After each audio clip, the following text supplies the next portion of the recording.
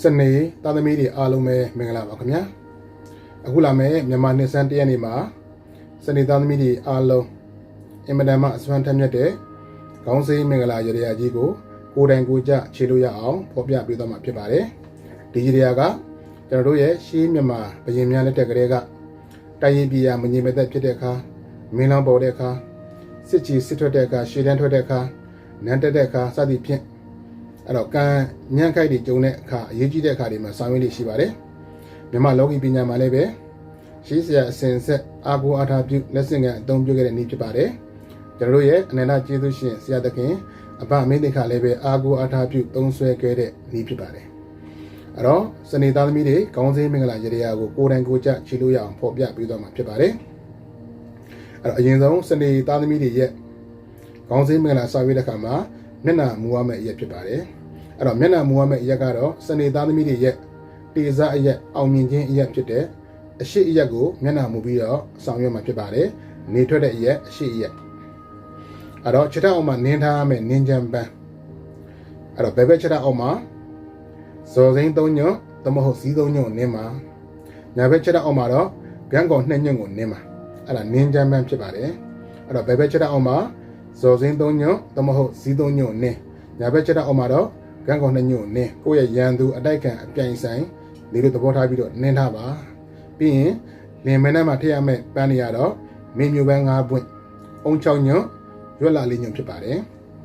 ့တော့လင်မဲနဲ့မှမင်းမျိုးပန်း5ပွင့်အုံညွန့်6ညွန့်ရွက်လာ4ညွန့်ထည့်ပါပြီးရင်ခေါင်းကိုတယောက်ကမုန်းနဲ့လျှော်ပါ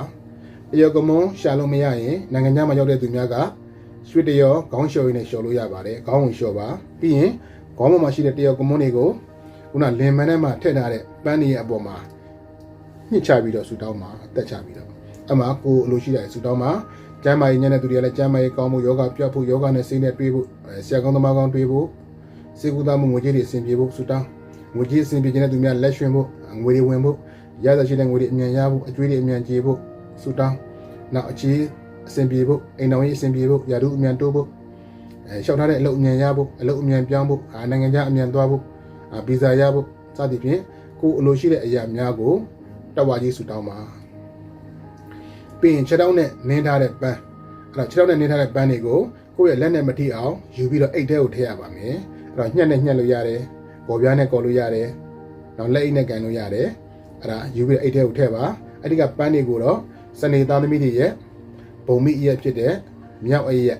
်မိမိနေအိမ်ရဲ့မြောက်အရက်ကိုတွားပြီးတော့စွန့်ပါစွန့်တဲ့အခါမှာလည်းငါမှရှိတဲ့ကံအညံ့အခိုက်တွေအားလုံးမကောင်းတဲ့အရာတွေအားလုံးငါမှရှိတဲ့ကံအညံ့တွေငါကြုံတွေ့ရမယ့်ကံအညံ့မကောင်းတဲ့အရာတွေအားလုံးပါသွားပါစေလို့ဆုတောင်းပြီးတော့ဆွန့်ပလိုက်ပါလင်မနဲ့မှထည့်ထားတဲ့ပန်း